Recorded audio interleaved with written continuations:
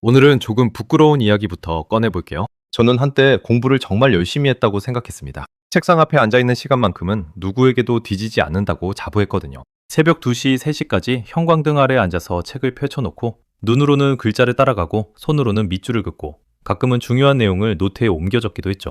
그러고 나서 침대에 누웠을 때 저는 늘 이런 생각을 했어요. 오늘도 열심히 했으니까 내일은 좀 달라지겠지? 그런데 다음날 아침이 되면 이상한 일이 벌어졌습니다. 분명히 어젯밤에 읽었던 내용인데 뭔가 손에 잡힐 듯 잡히지 않는 느낌이 드는 거예요. 막연하게 본 것 같은 기억은 있는데 정작 그 내용을 누군가에게 설명하려고 하면 입이 열리지 않았습니다. 내 속에 안개가 낀 것처럼 어젯밤에 그렇게 열심히 집어넣은 정보들이 어디로 갔는지 보이지 않았어요. 그때 제가 내린 결론은 딱 하나였습니다. 나는 머리가 나쁜 사람이구나. 지금 이 이야기를 들으시는 분들 중에도 비슷한 경험을 하신 분이 계실 것 같아요. 분명히 시간은 쏟았는데 결과가 따라오지 않는 그 허탈함. 남들은 한 번만 봐도 외운다는데 나는 10번을 봐도 기억이 나지 않는다는 그 좌절감. 그리고 결국 스스로를 향해 나는 왜 이럴까? 라고 묻게 되는 그 순간. 저는 한동안 그 질문을 꽤 오래 붙들고 살았습니다. 그러다 어느 날 우연히 기억과 수면에 관한 연구를 접하게 됐어요. 심리학이나 뇌과학을 전공한 것도 아니고 그냥 개인적인 궁금증에서 시작된 공부였는데 그 내용을 읽다가 저는 진짜로 멈춰버렸습니다. 충격이라기보다는 오히려 오랫동안 품어왔던 의문이 한꺼번에 풀리는 그런 느낌이었어요. 알고 보니 제가 스스로에게 붙였던 머리 나쁜 사람이라는 딱지는 완전히 틀린 진단이었습니다. 문제는 내가 아니었어요. 문제는 제가 뇌가 작동하는 방식을 전혀 모르고 있었다는 거였죠. 우리는 흔히 공부를 이렇게 생각합니다. 책상 앞에 오래 앉아 있을수록 많이 읽을수록 더 많이 머릿속에 쌓인다고요. 마치 빈 그릇에 물을 붓는 것처럼 시간과 노력을 투입한 만큼 지식이 채워진다고 믿는 거예요. 그래서 우리는 더 오래, 더 많이, 더 집중해서 앉아 있으려고 했습니다. 잠을 줄이고 쉬는 시간을 깎고 하루 종일 책상을 벗어나지 않으려 하죠. 그런데 뇌과학은 전혀 다른 이야기를 하고 있었습니다. 우리가 공부하는 그 뜨거운 순간, 그 집중하고 있다고 느끼는 바로 그 시간 동안 뇌는 사실 정보를 저장하는 게 아니라 그냥 받아들이고 있을 뿐이라는 겁니다. 진짜 저장은 우리가 멈췄을 때 일어납니다. 책을 덮고 창밖을 멍하니 바라볼 때, 소파에 누워 눈을 감을 때, 그리고 무엇보다 밤에 깊이 잠들었을 때. 바로 그 순간에 뇌는 낮 동안 받아들인 정보들을 꺼내서 다시 훑어보고 정리하고 단단하게 굳혀 저장합니다. 다시 말하면 뇌는 우리가 쉬고 있는 동안 진짜 공부를 한다는 거예요. 이 이야기를 처음 접했을 때 저는 솔직히 좀 억울했습니다. 그렇게 잠을 줄이고 쉬는 시간을 아까워하면서 책상에 붙어 있었는데 사실 그게 역효과였다는 얘기니까요. 하지만 동시에 이상하게 마음이 가벼워지는 느낌도 들었어요. 내 뇌가 나쁜 게 아니라 내가 뇌를 잘못 쓰고 있었던 거구나 라는 생각이 드는 순간 그 오래된 자책감이 조금 옅어지는 것 같았거든요. 오늘 이 이야기를 꺼내는 이유도 그것 때문입니다. 혹시 지금 나는 왜 이렇게 공부를 해도 안 될까 라는 생각을 하고 계신 분이 있다면 그 생각을 잠깐만 내려놓으셨으면 해요. 그게 당신의 문제가 아닐 수 있거든요. 뇌가 어떻게 기억을 만들고 어떻게 정보를 저장하는지 그 작동 방식을 조금만 이해하면 지금까지와는 전혀 다른 시각으로 공부를 바라볼 수 있게 됩니다. 오늘은 그 이야기를 함께 해보려고 합니다. 어렵지 않아요. 저도 전문가가 아니니까요. 그냥 같은 고민을 했던 한 사람이 공부하다가 알게 된 흥미로운 내용을 나누는 자리라고 생각해 주시면 좋겠습니다. 자, 그러면 이제 본격적인 이야기를 해볼게요. 기억이 만들어지는 과정, 한 번쯤 궁금하지 않으셨나요? 우리는 매일 엄청난 양의 정보를 보고 듣고 읽습니다. 그런데 그 중에서 어떤 것은 오래도록 기억에 남고 어떤 것은 보자마자 사라져버리죠. 왜 그럴까요? 뇌가 멋대로 기억할 것과 버릴 것을 골라내는 걸까요? 아니면 우리가 모르는 어떤 규칙이 있는 걸까요? 심리학과 뇌과학에서는 기억이 만들어지는 과정을 크게 두 단계로 설명합니다. 첫 번째는 인코딩, 엔코딩, 두 번째는 공고화, 컨솔리데이션입니다. 용어가 조금 낯설게 느껴질 수 있으니 제가 좋아하는 방식으로 쉽게 풀어볼게요. 인코딩은 쉽게 말해 정보를 받아들이는 것입니다. 책을 읽고 강의를 듣고 누군가의 설명을 귀 기울여 듣는 것. 이 모든 것이 인코딩이에요. 뇌 속에 있는 해마, 히포캠프스라는 부위가 이 역할을 담당합니다. 해마는 일종의 임시 창고예요. 우리가 새로운 정보를 접할 때마다 그것을 일단 받아서 보관해 두는 공간이죠. 그런데 여기서 중요한 게 있습니다. 해마는 어디까지나 임시 창고입니다. 영구 저장소가 아니에요. 해마에 들어온 정보는 시간이 지나면 흐릿해지고 결국 사라집니다. 그러니까 공부하는 동안 우리가 하는 일은 정보를 이 임시 창고에 밀어넣는 것뿐이에요. 진짜 기억은 아직 만들어지지 않은 상태인 거죠. 그렇다면 진짜 기억은 언제 만들어지냐? 그게 바로 두 번째 단계인 공고화입니다. 공고화는 해마에 임시로 들어온 정보를 대뇌피즈, 세레브럴 코텍스라는 영구 저장소로 옮기고 단단하게 굳혀 고정하는 과정입니다. 이 과정이 일어나야 비로소 우리는 나중에 그 정보를 꺼낼 수 있게 되는 거예요. 시험장에서 혹은 일상적인 대화 속에서 아, 그거 알아? 라고 할 수 있는 상태가 되는 거죠. 그런데 이 공고화가 언제 일어나는지 아세요? 바로 우리가 멈췄을 때입니다. 공부를 하지 않을 때, 책을 덮었을 때, 그리고 무엇보다 잠을 자는 동안. 이 시간에 뇌는 낮 동안 해마에 쌓아둔 정보들을 하나씩 꺼내서 다시 살펴보고 중요한 것들을 대뇌 피질로 옮겨 저장합니다. 마치 낮 동안 바쁘게 돌아가던 창고지기가 문을 닫은 밤에 드디어 물건을 제자리에 정리하는 것처럼요. 캘리포니아 대학교의 수면 연구자 매튜 워커 교수는 이 과정을 특히 수면과 연결해서 설명한 것으로 유명합니다. 그의 연구에 따르면 우리가 자는 동안 뇌는 그냥 쉬는 게 아니라 굉장히 활발하게 움직입니다. 특히 깊은 수면 단계인 서파 수면, 슬로우 웨이브 슬리프과 렘 수면, REM, 슬리프 구간에서 뇌는 낮에 입력된 정보들을 재처리하고 장기 기억으로 전환하는 작업을 집중적으로 수행해요. 쉽게 말하면 잠을 자는 동안 뇌가 복습을 한다는 겁니다. 우리도 모르는 사이에. 그러니까 밤새 공부하고 잠을 줄이는 것이 얼마나 역설적인 선택인지 이제 보이시죠? 낮 동안 열심히 임시 창고에 물건을 쌓아뒀는데 정작 그것을 제자리에 정리할 시간인 밤을 빼앗아버리는 겁니다. 창고는 넘치고 정리는 안 되고 다음날 아침에 뭔가를 꺼내려고 하면 아무것도 손에 잡히지 않는 상태. 그게 바로 우리가 겪는 그 안타까운 상황이에요. 여기서 잠깐 한 가지 더 흥미로운 개념을 소개해드리고 싶습니다. 주의 잔류, attention residue라는 개념인데요. 미네소타 대학교의 소피 리로이 교수가 제안한 겁니다. 이게 뭐냐면 우리가 어떤 일을 하다가 다른 일로 전환할 때 이전 일에 대한 생각이 머릿속에 남아서 새로운 일에 집중하는 걸 방해한다는 거예요. 공구로 치면 이런 거예요. 수학 문제를 풀다가 갑자기 스마트폰 알림이 울려서 카카오톡을 확인했다가 다시 수학으로 돌아왔을 때 어딘가 머리가 텅 빈 느낌이 드는 경험 있지 않으신가요?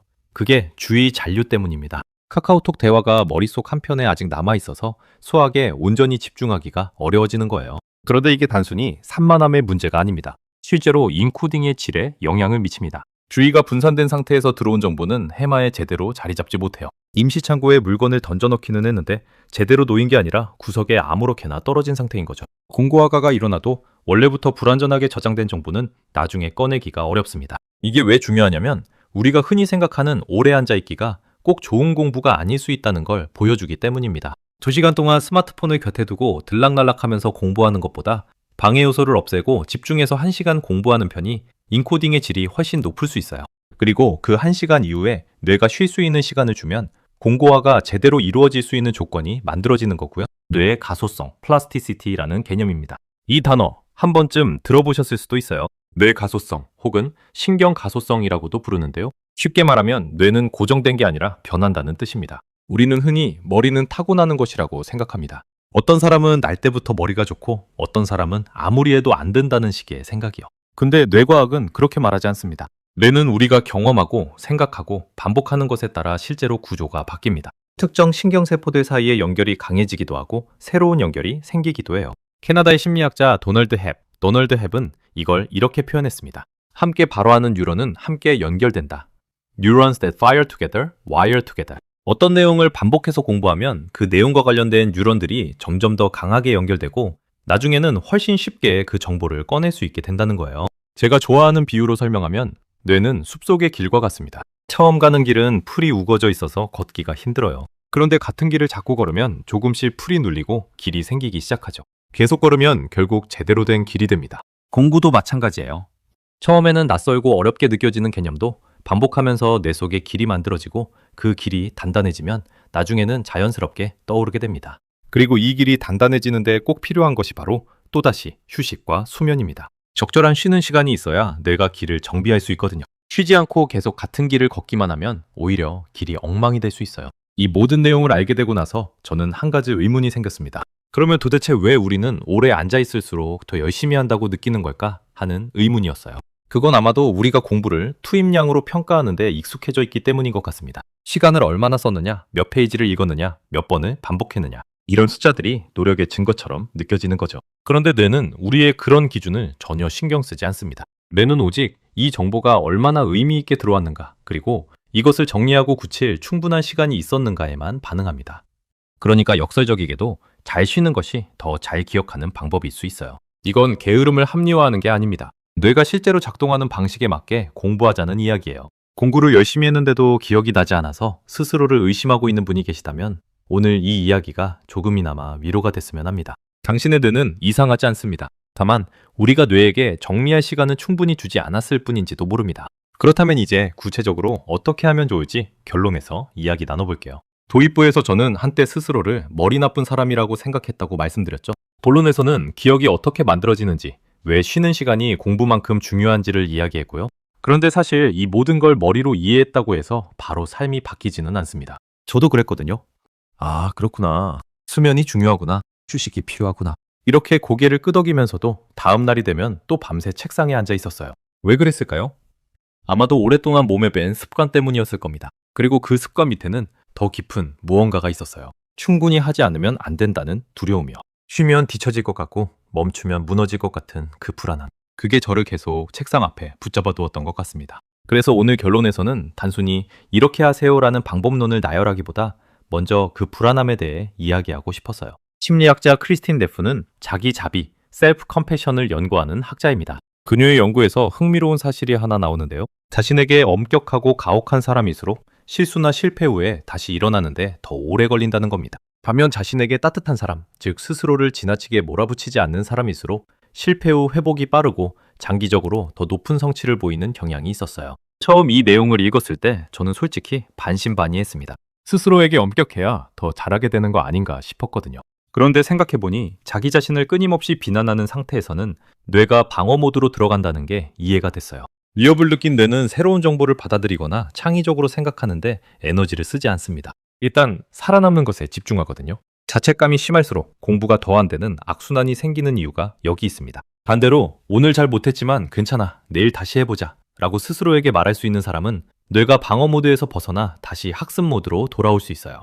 자기 자비는 나약함이 아닙니다. 오히려 뇌를 다시 작동하게 만드는 굉장히 실용적인 도구입니다. 그렇다면 구체적으로 뭘 할 수 있을까요? 저는 거창한 것을 권하고 싶지 않습니다. 오늘부터 수면 시간을 8시간으로 늘리겠다. 공부 방식을 완전히 바꾸겠다. 이런 결심은 대부분 사흘을 넘기지 못하거든요. 뇌는 급격한 변화를 좋아하지 않습니다. 익숙한 것을 지키려는 성질이 있어요. 그래서 저는 뇌가 눈치채지 못할 만큼 아주 작은 것부터 시작하는 걸 권합니다. 첫 번째는 공부 10분 멍 때리기입니다. 한 과목 공부가 끝났을 때 바로 스마트폰을 켜거나 다른 자극으로 넘어가지 말고 딱 10분만 아무것도 하지 않는 시간을 갖는 거예요. 창밖을 바라보거나 천잠을 보거나 그냥 눈을 감고 있어도 됩니다. 이 시간 동안 뇌는 방금 받아들인 정보를 조용히 정리하기 시작합니다. 앞서 말씀드린 공고화의 초기 단계가 바로 이 짧은 휴지 시간에 일어나거든요. 영국 에든버러 대학교의 연구에서 새로운 정보를 배운 직후 짧은 휴식을 취한 그룹이 그렇지 않은 그룹보다 일주일 뒤 기억력 테스트에서 훨씬 높은 점수를 기록했습니다. 차이를 만든 건 엄청난 노력이 아니라 딱 10분에서 15분의 조용한 휴식이었어요. 스마트폰의 화려한 영상과 빠른 자극은 이 정리의 시간을 방해합니다. 뇌가 막 정리를 시작하려는 순간 새로운 자극이 들어오면 뇌는 정리를 멈추고 새 정보로 달려가 버리거든요. 그러니 공부가 끝난 직후만큼은 잠깐 뇌에게 조용한 시간을 선물해 주세요. 두 번째는 1분만 해보기입니다. 멜 로빈스라는 동기부여 연구자가 소개한 개념인데요. 뇌는 행동을 시작하기 전에 가장 많은 저항을 느낍니다. 책상 앞에 앉기가 싫고 책을 펴기가 싫고 첫 문제를 보기가 싫은 그 느낌. 근데 막상 시작하고 나면 생각보다 계속하게 되는 경험 다들 한 번씩은 있으시죠? 이건 뇌의 작동 흥분, 액션 포텐셜 기제 때문입니다. 일단 특정 행동이 시작되면 그 행동을 계속하려는 방향으로 뇌가 움직이기 시작해요. 그러니까 가장 중요한 건 어떻게든 시작하는 것입니다. 공부하기 싫은 날 스스로에게 이렇게 말해보세요. 딱 1분만 책을 펼쳐놓자. 1분 후에 하기 싫으면 덮어도 됩니다. 하지만 많은 경우 1분이 지나면 뇌는 이미 그 흐름에 올라타 있을 거예요. 세 번째는 잠을 아깝게 여기지 않기입니다. 이건 방법이라기보다는 인식의 전환에 가깝습니다. 잠은 낭비가 아닙니다. 우리가 자는 동안 뇌는 낮에 공부한 내용을 복습하고 단기 기억을 장기 기억으로 전환하고 감정을 정리하고 다음 날을 위해 에너지를 충전합니다. 잠을 줄이고 공부 시간을 늘리는 건 직원을 쉬지 못하게 하면서 더 많은 일을 시키는 것과 같아요. 단기적으로는 뭔가 하는 것처럼 보이지만 결국 생산성은 떨어지고 몸도 망가집니다. 오늘 밤 조금 일찍 잠자리에 드는 것, 그게 어쩌면 오늘 할 수 있는 가장 현명한 공부일 수 있습니다. 마지막으로 제가 가장 하고 싶었던 이야기를 드릴게요. 공부가 잘 안 되는 날, 집중이 흐트러지는 날, 아무것도 하기 싫은 날. 그런 날 우리는 너무 쉽게 스스로를 탓합니다. 나는 의지가 없어. 나는 게을러. 나는 왜 이럴까? 이런 말들이 머릿속을 채우죠. 근데 저는 이제 그 말들이 조금 다르게 들립니다. 그 말들은 사실이 아닐 수 있거든요. 의지가 없어서가 아니라 뇌가 지쳐서 쉬고 싶다는 신호를 보내는 것일 수 있어요. 게을러서가 아니라 충분한 수면 없이 공고화가 제대로 일어나지 않아서 아무리 해도 안 되는 것처럼 느껴지는 것일 수 있고요. 씨앗을 심고 나서 다음날 바로 싹이 나오길 기대하는 사람은 없잖아요. 땅 속에서 뿌리가 자리를 잡고 수분을 흡수하고 세포가 분열하는 그 보이지 않는 시간이 있어야 비로소 싹이 나옵니다. 공부도 마찬가지예요. 오늘 배운 것이 바로 내일 선명하게 기억나지 않는다고 해서 그것이 사라진 게 아닙니다. 뇌는 지금 이 순간에도 당신이 모르는 곳에서 조용히 길을 만들고 있습니다. 그러니까 오늘 공부가 잘 안 됐다면 스스로를 너무 몰아붙이지 마세요. 대신 이렇게 생각해 보시면 어떨까요? 오늘 내 뇌가 조금 힘들었나 보다.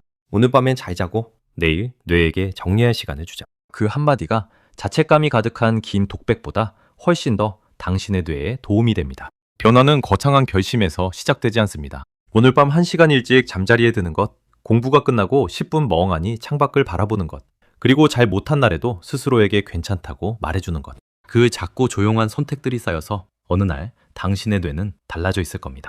오늘도 여기까지 함께 해주셔서 감사합니다. 이 이야기가 누군가에게 조금이나마 위로가 됐으면 좋겠습니다. 그리고 오늘 밤만큼은 부디 충분히 주무세요.